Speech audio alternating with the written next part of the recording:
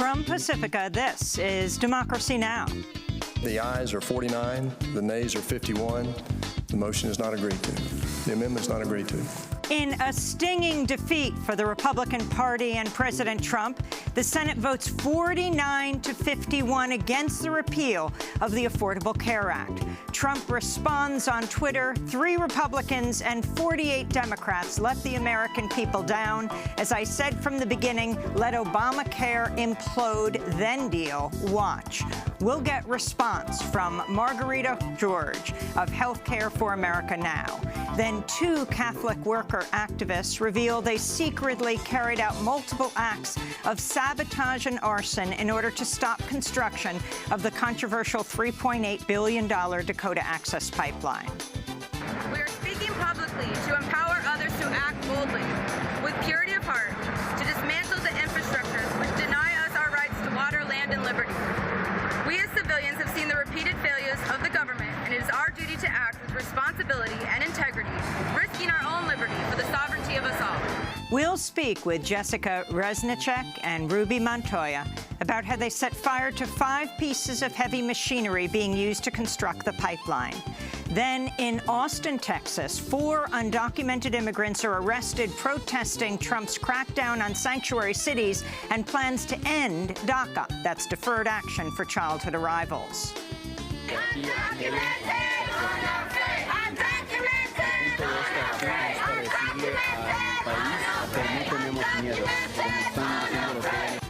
Chanting undocumented and unafraid, we'll speak with dreamer Catalina Santiago, one of those arrested, and with Attorney General Jeff Sessions in El Salvador. We'll talk to Alex Sanchez of Homies Unidos about how many immigrants are being wrongfully targeted as gang members. All that and more coming up.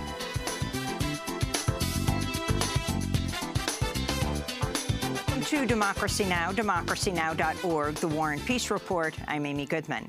In an historic defeat for President Trump and the Republican Party, the Senate voted 49 to 51 early this morning on a bill that would have repealed key parts of the Affordable Care Act.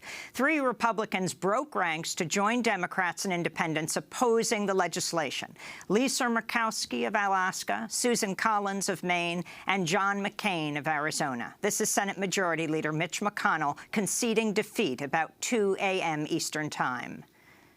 I also want to thank the President and the Vice President, who couldn't have been more involved and more helpful. So yes, this is a disappointment indeed.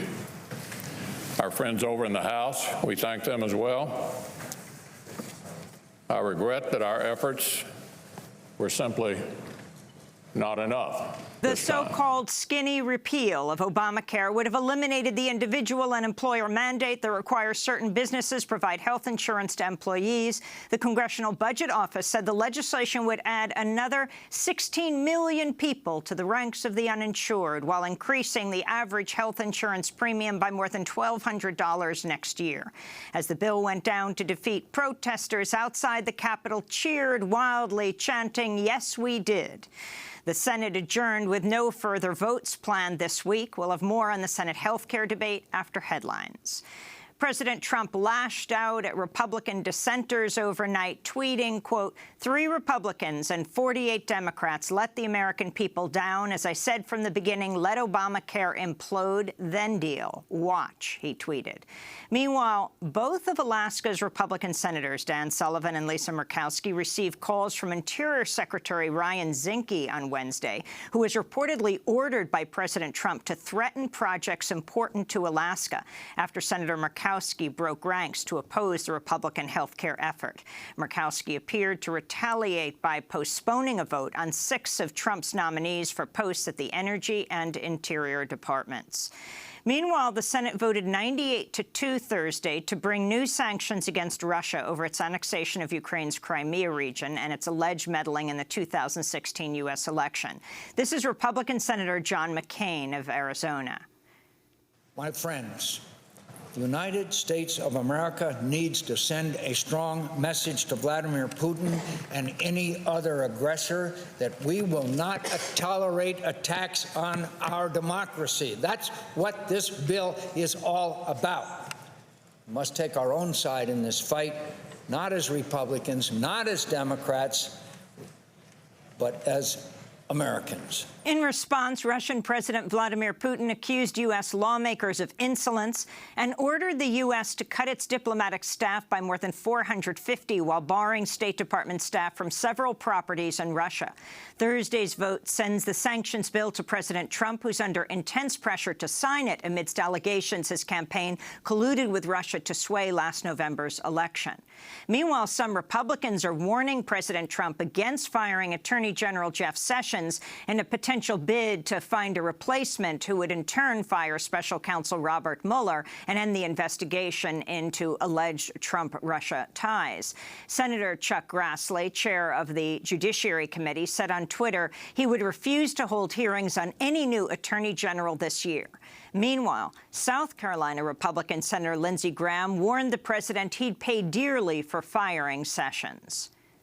If Jeff Sessions is fired, there will be holy hell to pay. Any effort to go after Mueller could be the beginning of the end of the Trump presidency, unless Mueller did something wrong. Right now, I have no reason to believe that Mueller is compromised. Senator Graham also said he's crafting a bill that would require judicial review of any move by President Trump to fire Special Counsel Robert Mueller. Meanwhile, Attorney General Jeff Sessions broke his silence Thursday, calling President Trump's mounting attacks on him kind of hurtful, while defending his decision to recuse himself from the Russia investigation. But Sessions told Fox News Trump still has the power to fire him.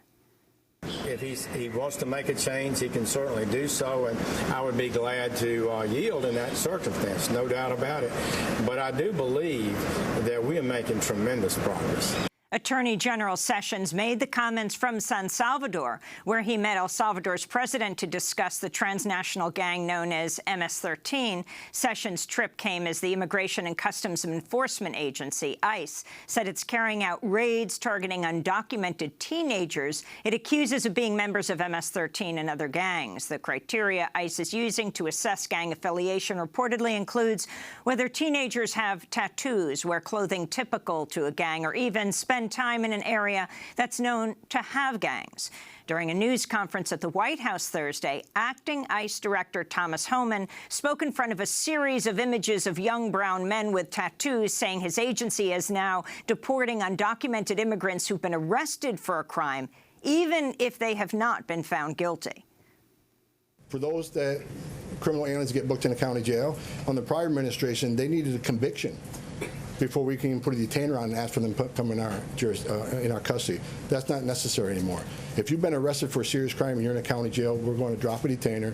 We're going to take the person in the custody. The ICE campaign against MS-13 came as new details emerged about the 10 migrants found dead from heat exposure and asphyxiation in the back of a tractor trailer in a Walmart parking lot in San Antonio, Texas last weekend. One of the migrants, 19-year-old Frank Fuentes, was brought to the U.S. as a toddler from Guatemala, raised in Northern Virginia before he was deported last March. At the time of Fuentes' deportation, ICE said the teenager was suspected of having ties to MS-13. His friends dispute the accusation. Fuentes' former classmate Juan Benitez told the Washington Post, quote, "Growing up where we grew up, it was just easier for the government to label him as a statistic and say that he was affiliated with a gang. Growing up in a rough neighborhood, we stayed away from people like that. It was the only way to be safe," he said.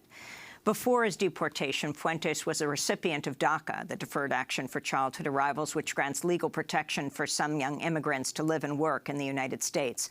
We'll have more on the fight of undocumented immigrants to protect DACA later in the broadcast. In Connecticut, an undocumented mother who took sanctuary in a New Haven church to avoid deportation to Guatemala has won an emergency stay that will keep her in the U.S., at least for now. The order by a federal judge will see Immigrations and Customs Enforcement take another look at the case of Nuri Chavarria, the mother of 4 children who's been living in the United States for 24 years. The Department of Justice said in court papers Wednesday that federal civil rights law does not protect workers from employment discrimination based on sexual orientation. The assertion came in a legal brief filed by the Justice Department lawyers in a federal case involving a skydiving instructor who said he was fired after a customer objected to his status as a gay man.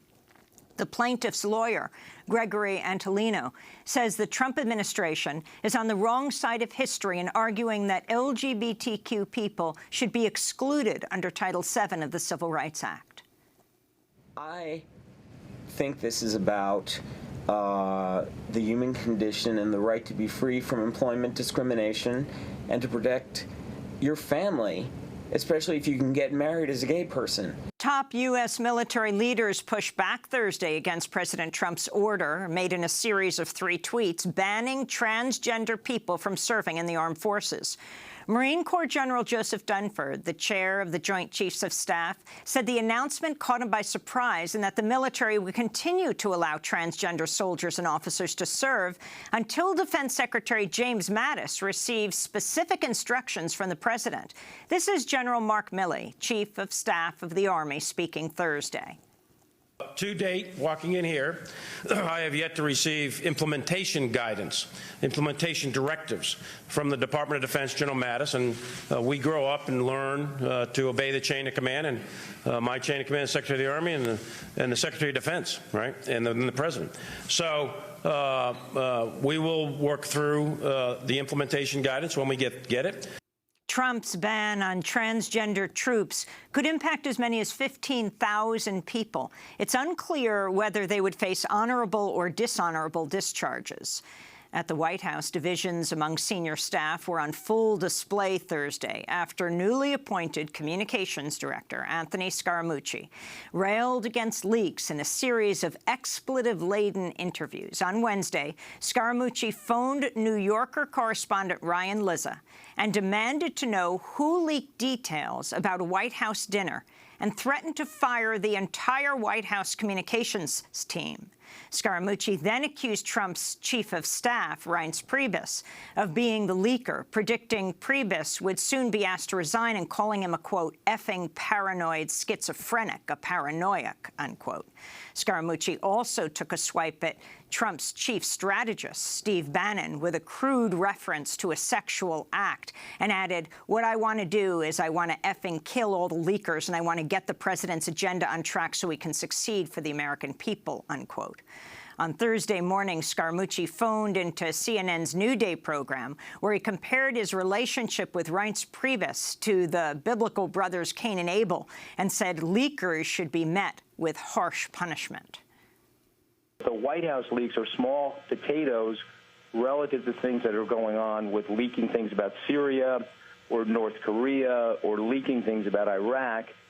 Those are the types of leaks that are so treasonous that 150 years ago, people would have actually been hung for those types of leaks. At the White House, Press Secretary Sarah Huckabee Sanders declined to say whether President Trump still has confidence in his chief of staff.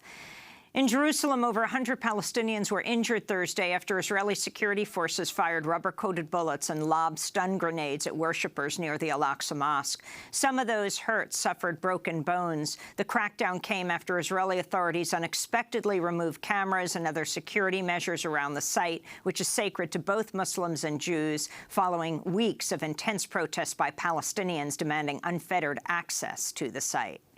Back in the U.S., in Wisconsin, Republican Governor Scott Walker, House Speaker Paul Ryan, and President Trump are backing a plan that would see the high-tech manufacturer Foxconn build a $10 billion factory in the state in exchange for $3 billion in tax credits.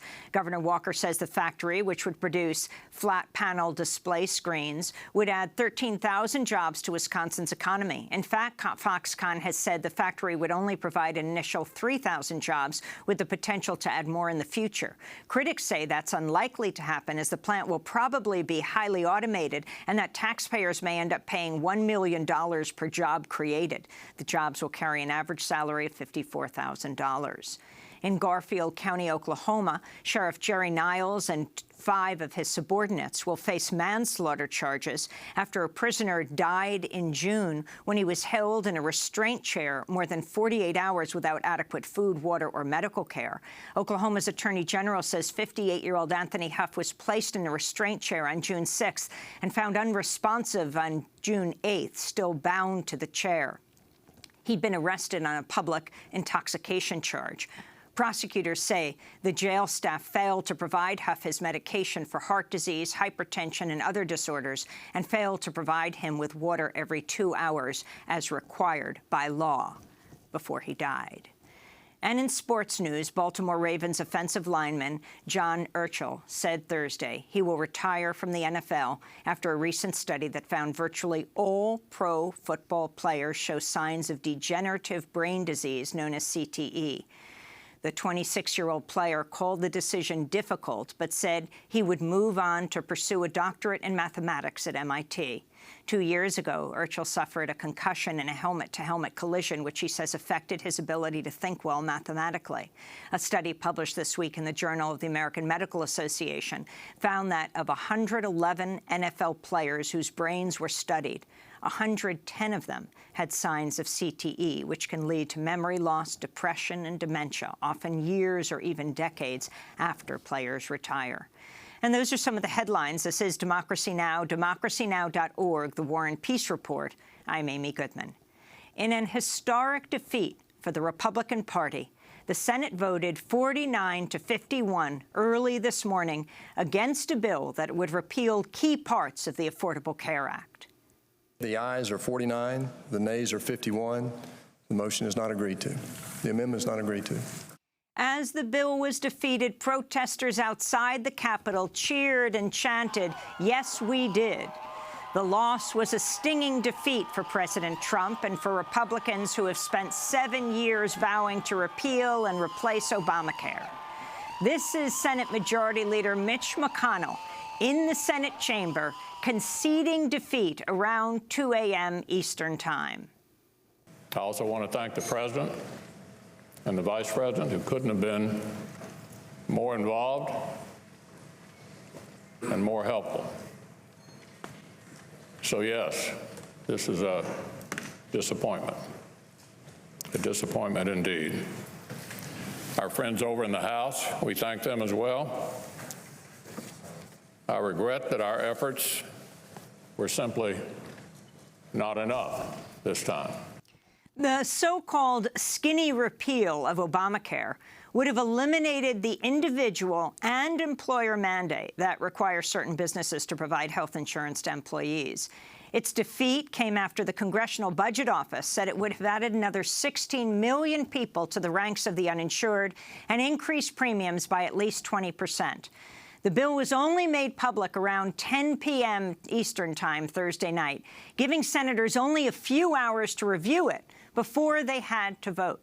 Joining every Democrat in opposing the measure were Republicans Susan Collins of Maine, Lisa Murkowski of Alaska, and an ailing Arizona Senator John McCain, who had returned to Washington this week after surgery for and being diagnosed with brain cancer. Right now, as I mentioned earlier, I am voting no, unless I see that there is a path to a conference that will come out with a result that will address the challenges. The status quo in my state is unsatisfactory. That's why I'm working with the governor of my state, who has proposed 3 different amendments, which I will be putting up for votes as we go through. And if it satisfies the governor, then I would be satisfied. Right now, my governor is not satisfied. When the actual vote came, it was Senator McCain standing in the floor of the Senate who gave with a pause, a thumbs down. There was a gasp in the Senate chamber. Senator Charles Schumer shushed the Democrats from cheering. Senator McCain's vote derailed what at one point seemed a likely victory for Trump.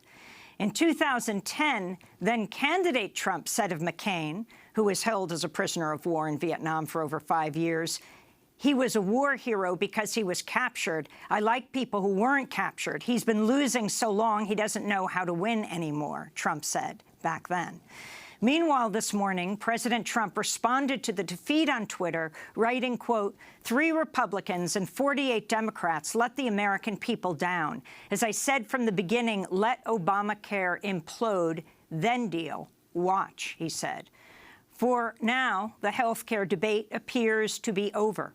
The Senate has adjourned, and there are no further votes this week. For more, we go to Washington, D.C., where we're joined by Margarita George, co-executive director of Healthcare for America Now. Welcome to Democracy Now!, Margarita. Can you talk about what took place just hours ago? Well, certainly Senator McCain has long had a reputation as a maverick, and I think some of us were questioning that earlier in the week when he voted in favor of the motion to proceed and then gave an impassioned speech about the very secretive and, corrupt process by which this whole repeal effort has moved forward. And the press conference that he and his colleagues, Lindsey Graham and Ron Johnson from Wisconsin, gave just hours before he voted against the bill, again, I think Senator McCaskill from my old state of Missouri said it well when she said, working in the Senate right now is like being in the twilight zone. Well, let me go to that press conference ahead of the vote. It was yesterday afternoon when Republican Senator Lindsey Graham of South Carolina threatened to pull support from the so-called skinny bill. Here's the problem. The whip in the House is suggesting to some that whatever we send becomes the final product. There will be no conference, and I am not going to vote for the skinny bill if I'm not assured by the House there will be a conference where my idea and other ideas can be taken up so we can actually replace Obamacare. I'm not going to vote for a bill that is terrible policy and horrible politics just because we have to get something done. That was Republican Senator Lindsey Graham. He went on to call the skinny bill a fraud. Mm-hmm. The skinny bill as policy is a disaster. The skinny bill as a replacement for Obamacare is a fraud. The skinny bill is a vehicle to get in conference to find a replacement. It is not a replacement in of itself. The policy is terrible because you eliminate the individual employer mandate, which we all want eliminated, but we actually have an overall solution to the problem of Obamacare. So you're going to have increased premiums, and most of Obamacare stays in place if the skinny bill becomes law. Not only do we not replace Obamacare, we politically own the collapse of health care. I'd rather get out of the way and let it collapse than have a half-ass approach where it is now our problem. Interestingly, Lindsey Graham, after calling the skinny bill a fraud and a disaster, actually voted for it. But the man he was standing next to, who came out with his warning as well that he wouldn't vote for this unless they got a guarantee from House Speaker Ryan that the House would not just adopt the Senate bill. The man standing next to Lindsey Graham at that news conference, John McCain, voted against it. Margarita George, so what happens now? Well, I mean, I think a couple of things happen now. So one thing is that President Trump's comment, his tweet following the vote that Obamacare, we should just wait for Obamacare to collapse, is not an arbitrary comment. It's a comment that he has made many, many times. It's going to implode. It's going to collapse. It's going to this. It's going to that. And the reality is that Obamacare is fine, right? What he's really saying is that he and his administration will do everything in their power to make sure that they do not enforce and protect this law, even though that is their job since they run HHS. And so, one key thing, as you've been saying, and Senator Graham just said, that would have been rolled back in the vote would have been the individual mandate. But the truth is, at the national level, President Trump and HHS have already stopped enforcing the individual mandate, and they have absolutely every intention of making sure that they sabotage Obamacare. We're already starting to see spikes in premiums, and we know the insurance industry has commented over and over and over again that what's driving these increases in premiums is not collapse of the law. It's uncertainty in the market that's being driven by the repeal efforts, the president's refusal to enforce the law, and his non-committal stance toward cost-sharing reduction payments that are essential to lowering costs for consumers in the law and helping insurers to be able to provide the coverage. And so that cost-sharing reduction and sabotage is still out there. That's going to be critical. And the second thing that's still out there is the attacks that we're seeing on Medicaid and Medicare in the House budget on the GOP side.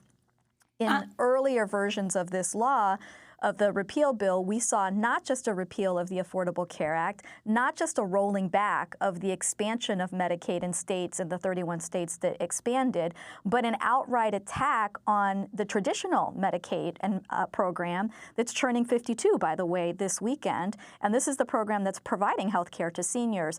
Over 70 million seniors, children, people with disabilities, veterans, low-income people.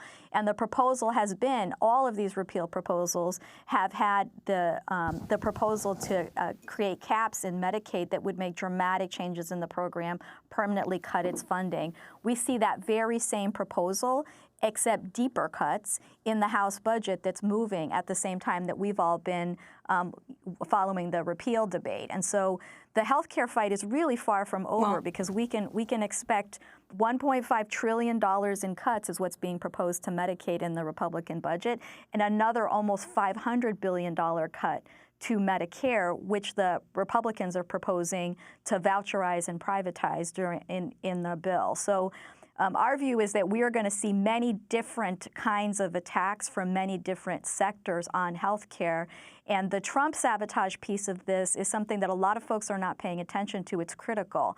The sabotage of the law and perpetuating its failure is what the conservatives will then use as their rationale for taking a second try at repeal in the coming months. As the amendments flew in the Senate Thursday, lawmakers voted down a single-payer health care amendment introduced by Republican Senator Steve Daines, who said it was aimed at putting Senate Democrats on the record on the issue. But Senator Bernie Sanders, longtime supporter of single-payer, Medicare for all, denounced the amendment as a political trick designed to embarrass Democrats ahead of the health care vote. To Senator Daines, if he is prepared to vote for this legislation, and if he can get maybe 5, 6 more Republicans to vote for this legislation, I think we could win it. And I think the United States can join the rest of the industrialized world and finally guarantee health care to all people. So the amendment failed to pass after no lawmakers from either party voted for it. But, of course, we know Senator Sanders is a big proponent of Medicare for all. Margarita George, what happens with that? And will Democrats move forward with that, like the Conyers bill in the House? Well, I think Democrats will. There's certainly a lot of openness to the bigger solutions to health care. You know, for years we've been doing regulation and these kind of smaller fix-its here or there, but I think there's growing recognition that the system itself is a problem because it's driven not by health care but by profit.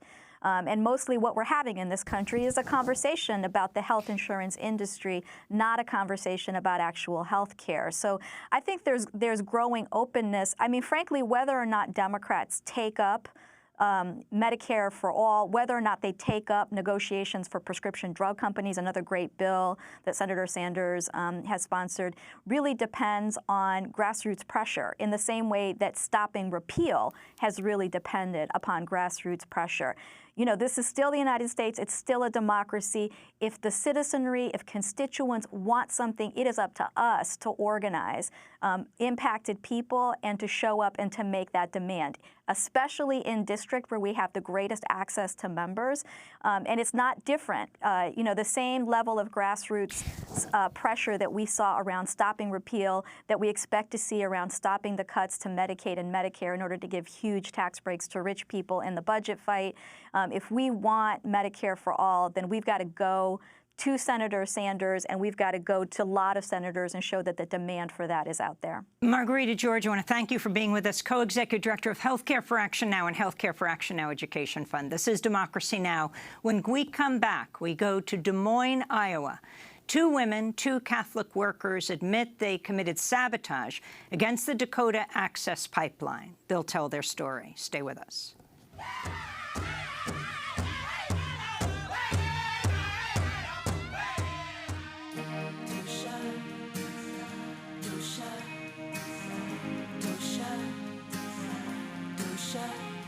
Together we rise, with love in our eyes.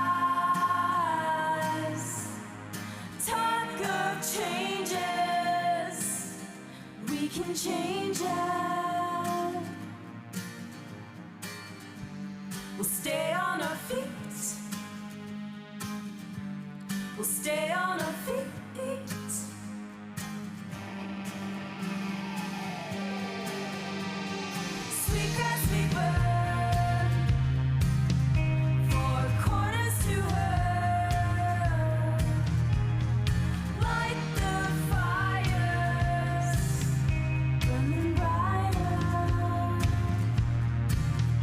Sweetgrass, Water is Life by Miracle Dolls. Here on Democracy Now!, democracynow.org, The War and Peace Report. I'm Amy Goodman. As we turn now to Iowa, where 2 Catholic workers have revealed they secretly carried out multiple acts of sabotage and arson in recent months in order to stop construction of the controversial $3.8 billion Dakota Access Pipeline. Jessica Resnicek and Ruby Montoya said that on Election Day last year, they set fire to 5 pieces of heavy machinery being used to construct the pipeline. The 2 then taught themselves how to destroy empty pipeline valves and moved up and down the pipeline's length, destroying the valves and delaying construction for weeks. They say their actions were inspired by the anti-nuclear plowshares movement, which used nonviolent direct action to target nuclear warheads and military installations. On Monday, they spoke outside the Iowa Utilities Board office. This begins with Jessica Resnicek.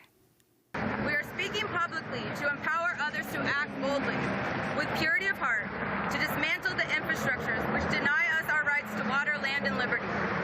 We as civilians have seen the repeated failures of the government, and it is our duty to act with responsibility and integrity, risking our own liberty for the sovereignty of us all.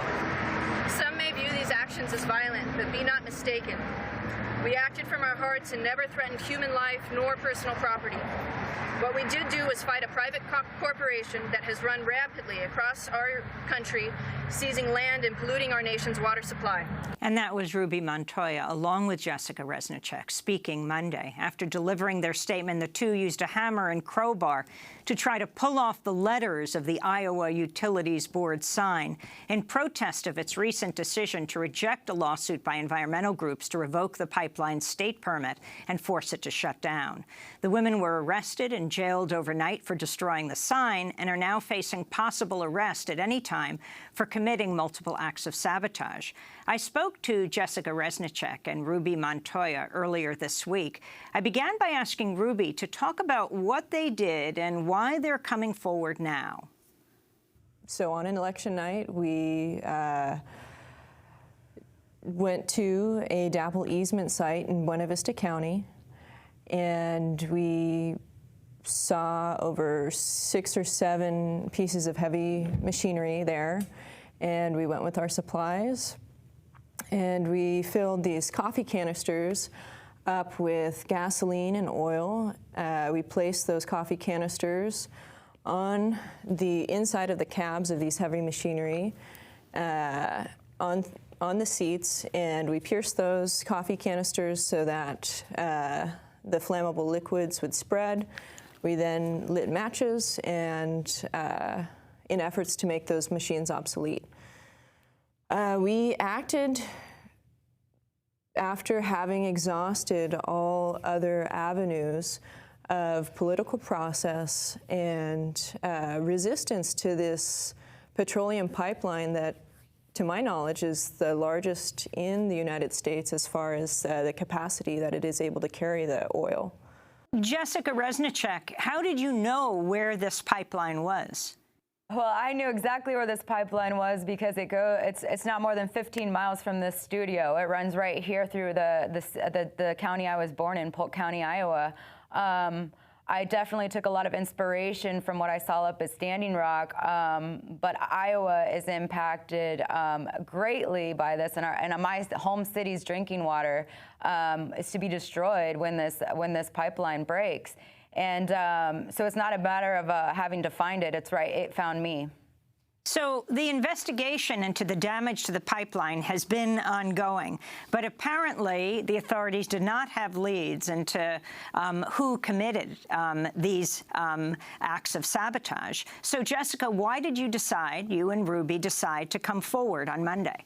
Well, I guess one of the main reasons is Ruby and I felt very disheartened by the fact that oil is now flowing through the pipeline. Obviously, we cannot pierce through empty valves anymore. They are not empty. We halted construction up and down the line for several weeks, turning into months. And we're now at the phase where we have to deal with the reality that this pipeline, that we failed as resistance here in Iowa goes. And now oil's flowing through it, and there's really nothing more to do now than come forward and let the public know that, and continue this public discourse about what that means, where we're heading, and the consequences of it. Ruby, you talked about beginning this action of sabotage on election night. Why the significance of this day, election day, and then talk about what happened in the ensuing weeks, what exactly you did? Well, Election Day, it was very serendipitous. It just happened by coincidence. I remember the next day we were with the Mississippi Stand caravan, and other comrades had crawled into the Dakota Access Pipeline and occupied it for over 15 hours at least. So I remember showing up there at the Des Moines River boring site and still being elated by the action that we took the previous night, because we knew that through the actions of Mississippi Stand, they had halted the boring process temporarily, and through the actions that Jessica and I took the evening prior, we had also halted construction temporarily.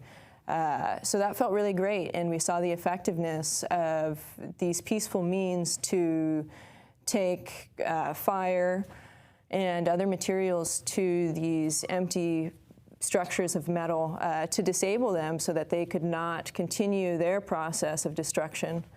As time went on, we saw that construction continued, and that pipe was being put into the ground, and so our only viable means was to somehow obstruct this pipe. And that material is made of steel, 5/8 inch steel, and we had to figure out something that would melt it or somehow make it obsolete. So we began to look for things that would cut through that amount of steel, and that turned out to be oxygen and acetylene, which burns at like over 2,000 degrees, and that melts steel. So after acquiring that knowledge, we proceeded and found many empty valves. All of the valves were empty. And we began first in Mahaska County, Iowa, piercing through a valve there. And later we continued until we ran out of supplies, hitting multiple valve sites. So what are the significance of these valves? What do they do? They are access points to shut off the flow of oil. So I know that that occurred with a group up in the tar sands area of Alberta, Canada. So you can physically shut these valves off if there is oil in them, but since there was not oil in them, this is the part of the pipeline that is exposed. The rest is underground and underneath our waterways. So with this steel exposed, instead of having to operate a bulldozer and try to dig it up, it was easier to find these exposed valves and cut underneath the seams of these valves, because these valves have seams. And if you cut underneath the seams, it's a lot more effective in terms of them having to dig it up further and costing them more money and more time, and pushing back that completion date until our goal was for them to exhaust their financial means so that they would stop with this pipeline. Now, Jessica Reznicek, there are many who would say that destroying private property like this is violence. Your response to this? I completely disagree. I think that the oil being taken out of the ground and the machinery that does it and the infrastructure which supports it, this is violent. These tools and these mechanisms that industry and corporate power and government power, and we've all colluded together to create. This is destructive. This is violent, and it needs to be stopped. And we never at all threatened human life. We never at all actually we're acting in an effort to save human life, to save our planet, to save our resources. And nothing at any point was ever done by Ruby nor I, and anything outside of peaceful, deliberate, and steady, loving hands. Can you explain what Plowshare's actions are? For those who don't know, you're both Catholic workers, Jessica and Ruby, living at the Catholic Worker House in Des Moines. Can you explain what the Catholic Worker Movement is all about? So we have a rich tradition started by Dorothy Day in the 1930s.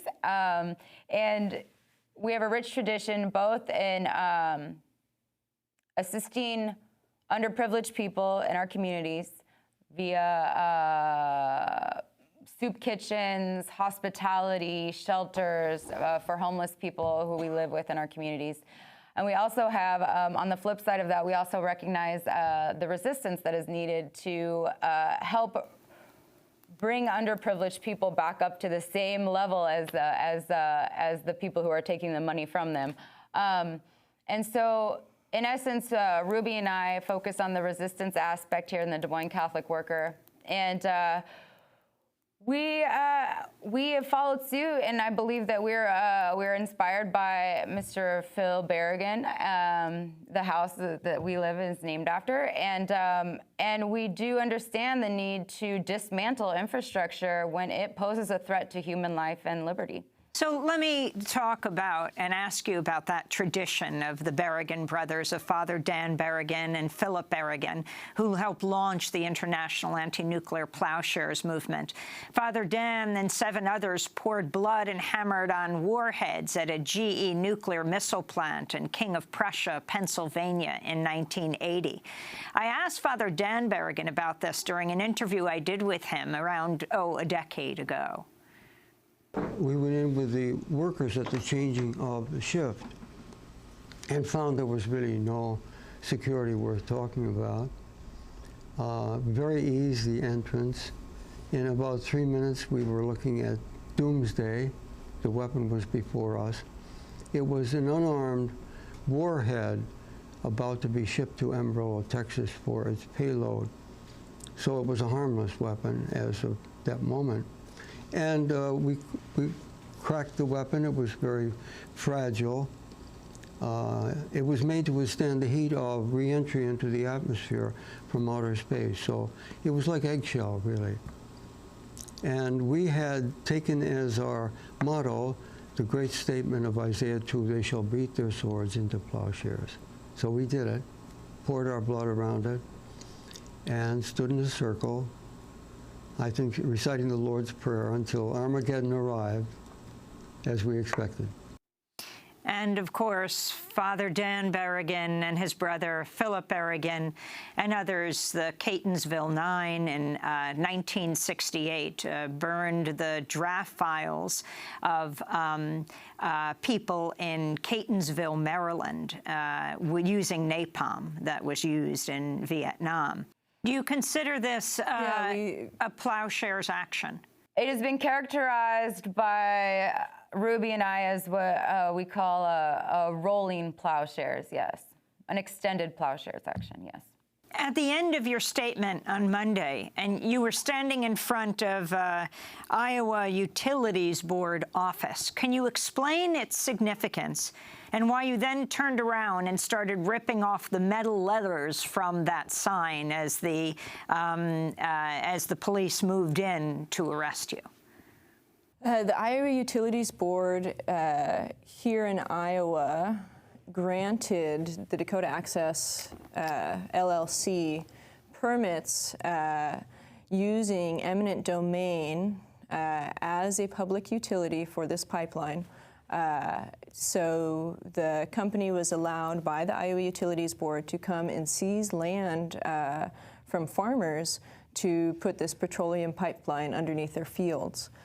So the Iowa Utilities Board here in Iowa was key because Dakota Access Pipeline and Energy Transfer Partners were able to sidestep the legal requirement of an environmental impact statement.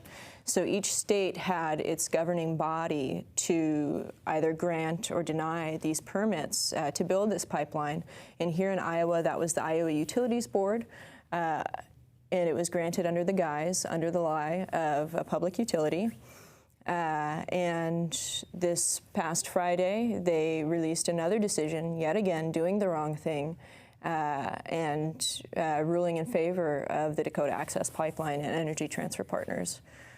So that's why we were there. There have been many protests, vigils, hunger strikes in front of that building with no response, public commentary hearings with no response from this board. Jerry Hooser, who's the head of this board, it's a 3-person board, she's actually under investigation for corruption. And so the list goes on and on as to why the Iowa Utilities Board is culpable in the allowance of the Dakota Access Pipeline to come through Iowa. So we couldn't have picked a better place to release our statement, and with trying to remove all of the letters from the Iowa Utilities Board, we don't feel that they represent Iowans, nor do they have their best interests in mind. Clearly, time and time again, they are siding with these oil companies because of corruption. And Ruby, overall, the Dakota Access Pipeline, what it means to you? Did you and Jessica go to the resistance camps at the time of the last year during the height of the resistance? I actually met Jessica on the Mississippi River.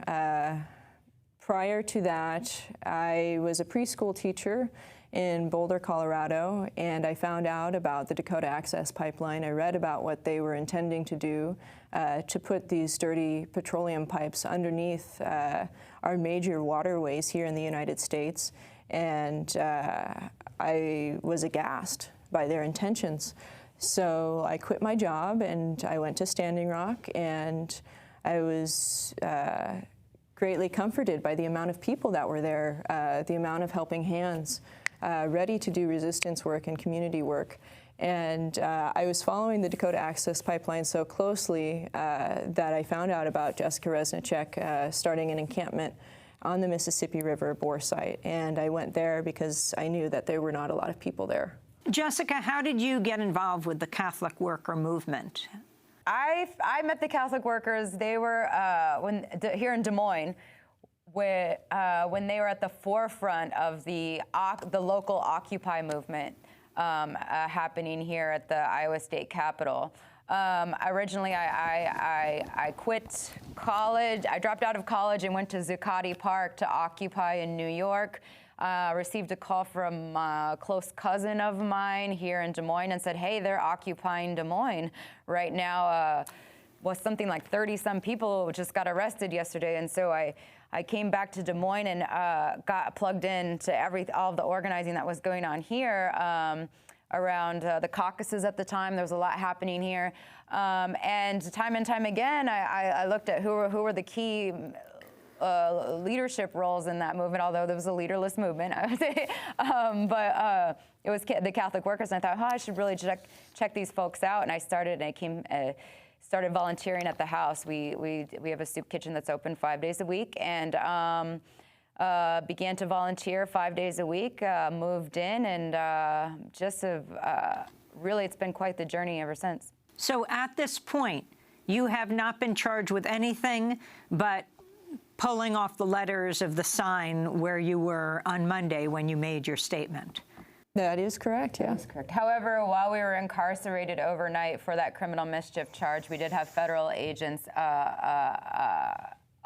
pull us out of our cells individually, one at a time, and to address the statement. Ruby and I, of course, said that we did not want to cooperate or communicate with them, and we were then released back into our cells. So it has, they have let us know that they are aware. That was Jessica Reznicek and Ruby Montoya, two Catholic worker activists who admitted earlier this week to carrying out multiple acts of sabotage against sections of the Dakota Access Pipeline that were under construction in Iowa. This is Democracy Now!, democracynow.org. When we come back, we look at immigration and undocumented immigrants who were arrested. Jeff Sessions, the Attorney General, is currently in El Salvador. Stay with us.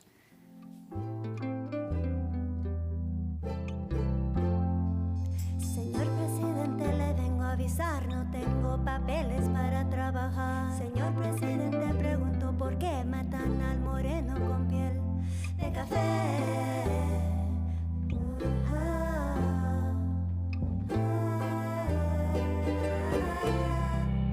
Si fuera presidente, honestamente, si fuera presidente, para mi gente, si fuera presidente, honestamente, si fuera presidente, para mi gente.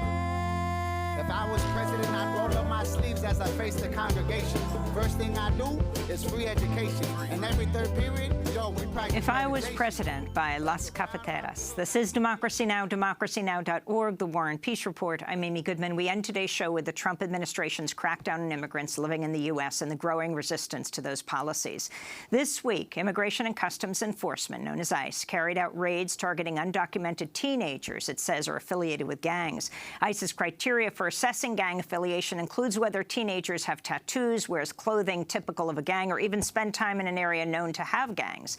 The National Immigration Law Center criticized the raid, saying, quote, "We've seen babies labeled as potential gang members," unquote.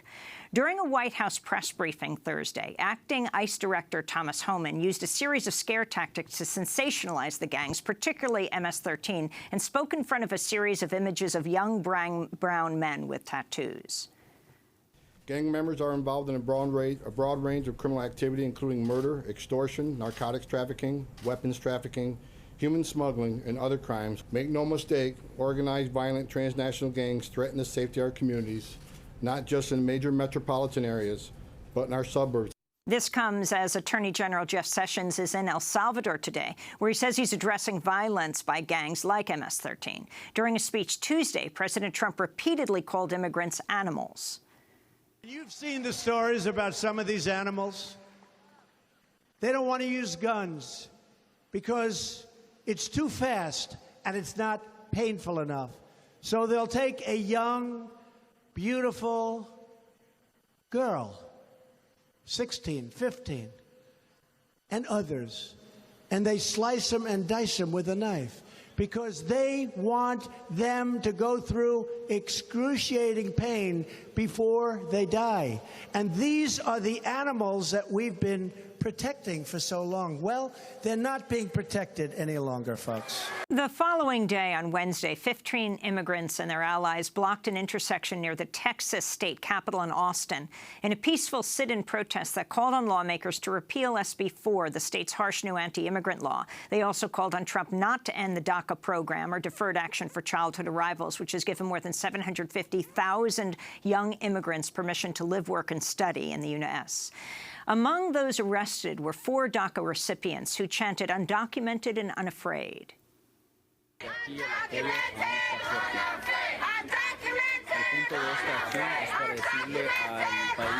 no tenemos miedo. Como están diciendo los jóvenes. For more, we're joined by two guests. In San Antonio, Texas, Catalina Adorno is with us, DACA recipient arrested Wednesday, and she's a volunteer organizer with a number of different groups. And in Los Angeles, we're joined by Alex Sanchez, executive director and founding member of Homies Unidos, a gang violence prevention and intervention program with offices in L.A., Denver, and El Salvador. We welcome you both to Democracy Now! Catalina, talk about your arrest, why you risked arrest as a dreamer. Hi, yes, my name is Catalina. As you mentioned, I am a DACA recipient, and I did risk arrest on Wednesday by participating in the civil disobedience action. During that day, I remember just like going into the street and just feeling really determined. People were asking me if I was afraid, and I kept saying that I'm not. I'm no longer afraid. As you mentioned, a couple of years ago, right before DACA, folks who were also undocumented, they took the streets and they rallied and they protested, and they came out saying that we were no longer afraid, that we were undocumented and we were unafraid and we were unapologetic. And I think Wednesday was a huge reminder of that, of taking action, but also to show that we're not afraid. Alex Sanchez, a lot has happened in these last few days. Many arrests have taken place, ICE arrests of teenagers. The Attorney General, Jeff Sessions, is in El Salvador. Some might say he's fleeing from President Trump's attacking tweets on him. But he is there, he says, to talk about gangs. What are your thoughts on the Trump administration's approach to immigrants right now and talking about immigrants as gang members? Well, I think it's a dangerous path, a real concern in regards of how many of the unaccompanied minors that are fleeing violence from Central America could be unwrongly charged or assumed to be gang members and processed for deportation. I think it's a dangerous road because it has many of our young youth afraid of going into the court hearings. They're skipping their courts and making them deportable immediately. And it's terrorizing psychologically our communities, our immigrant communities, from being able to walk freely in this country. During the news conference on Thursday, the ICE acting director, Homan, spoke a lot about gangs. And he also talked about targeting teenagers and saying that they don't have to wait before someone is convicted. They just want to get people who are arrested. Well, they're using gangs as a pretext of going into our communities and letting our immigrant community be able to let them. Nobody likes gangs. Obviously, gangs commit crimes, but the efforts to eradicate the gang problem have never been addressed on the federal level to really look at the circumstances that creates a gang environment, youth getting involved into gangs. So to continue demonizing a certain community based on certain youth involved in some gangs, continue his taking advantage of that rhetoric to continue the anti-immigrant movement that he has. What do you think is most important? Now, we just have a minute. I want to ask both of you this question to happen now, Alex. Well, I think El Salvador has considered gangs of terrorist organizations in 2015. And it's now violating the civil rights and due process of all those people. We don't know what Sessions is going to come back with. We know that there's been social cleansing, extrajudicial killings in El Salvador. People are fleeing behind those policies, and basically now we're looking at Sessions coming up with policies that we don't know where they're going to take us. So that's the most dangerous thing to expect. And Catalina Adorno, we just have 15 seconds, but what you are demanding now? Yes, I think the threats against our immigrant community are nothing new. They've always been there. I think right now, because of the political atmosphere that we're currently living in, we are going to continue to receive these threats that are going to bring in more violence, more deportations, more family separations, and that's why it's important for all of us to come together, for all of the immigrant community to come together, take action, which is a strategy that has never failed us, and to take high risks, because that's the only way that we can win. Catalina Adorno and Alex Sanchez, I want to thank you for being with us. That does it for our show. Our website, democracynow.org. Happy birthday, Rob Young. I'm Amy Goodman. Thanks so much for joining us.